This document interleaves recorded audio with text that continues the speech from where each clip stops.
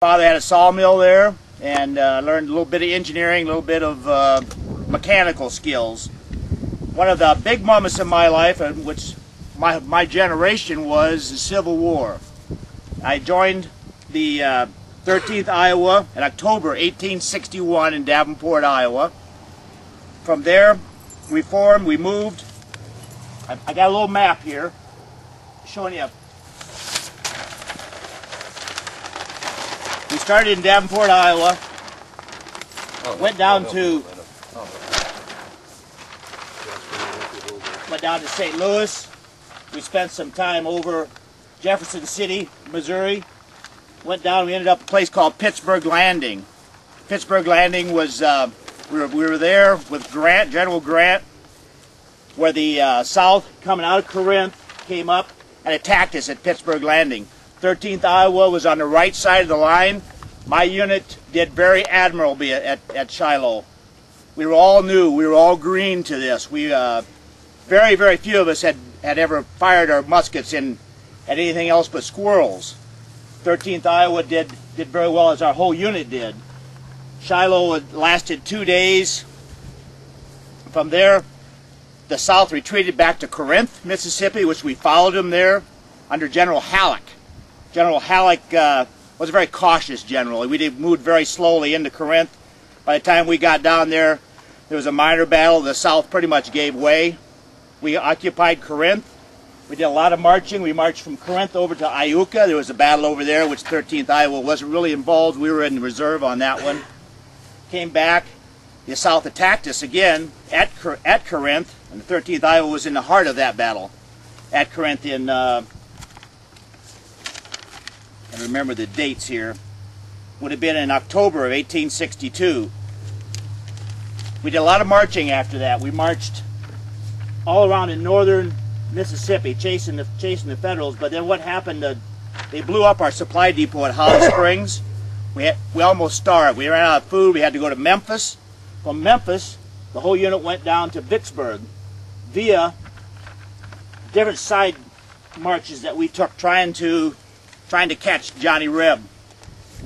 At Vicksburg, well, we went south of Vicksburg.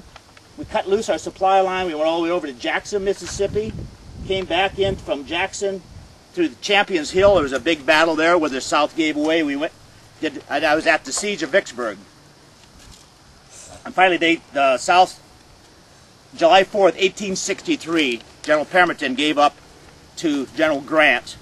At 13th Iowa, we stayed at Vicksburg for quite a few months. We had a few expeditions. We went into Monroe, Louisiana. We didn't take any casualties there from fighting, but as during the whole war, we had a lot of casualties from sickness. We lost twice as many from sickness as we did from wounds. From there, we had a furlough. After Vicksburg, the veterans got a furlough. We went up.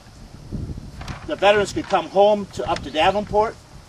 The non-veterans, the guys that just joined us, stayed down in southern Illinois around Cairo.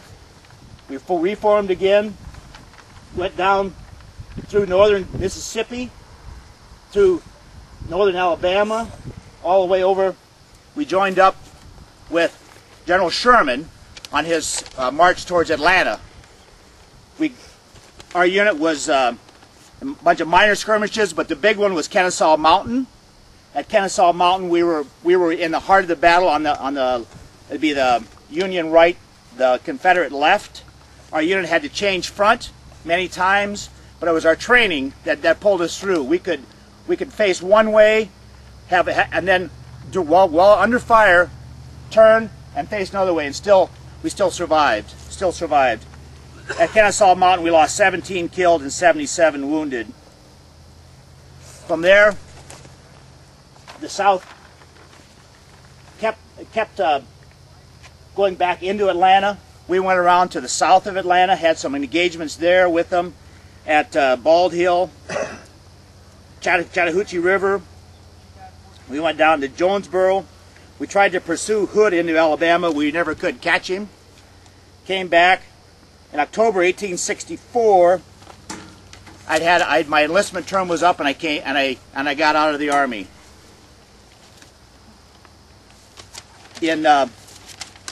I did come back. I came back through St. Louis. I was in the hospital at St. Louis for a while. Though I was never wounded, I was worn out from the war, as many of my fellow soldiers were. Came back to Cordova, married Josephine Rathburn. She was the first white child born in Cordova, so we consider ourselves the early settlers. Bought 40 acres from her brother, Lorenzo Rathburn. That became our family farm, where we had Derek. We had two sons, Derek and John Andrew. John Amy decided that the lure of the homesteading at that time was free land in Nebraska. We moved out to Nebraska for a while, and my health failed there. Didn't do very good. I think it was a lot left over from the weariness from the war. Moved back to Princeton, Iowa, bought another 40 acres in Cordova. There we had sons Luther Melville, William James, and Millie Josephine. In 1886, I got into a partnership with Leander Baker with the threshing machine. That's why I've got my fork here, for tossing bundles into the threshing machine. Our family was active in all phases of Cordova society. I was a postmaster for a while. So was my son William. We were members of a lot of the local activities around Cordova. William and Luther helped build the Panama Canal. They moved. I think it was our family had a lot of mechanical engineering skills, which they used. William had a gasoline launch ferry between Cordova and Princeton, Iowa. Millie married Robert Gwynn in 1894. In the year 2000, our great-great-great-grandchildren gathered on the banks of the Mississippi for the Forsythe reunion. Josephine and I had a good life in Cordova. We raised hard-working children. Some of our descendants are here today. 5 generations later, I am Jasper Forsythe.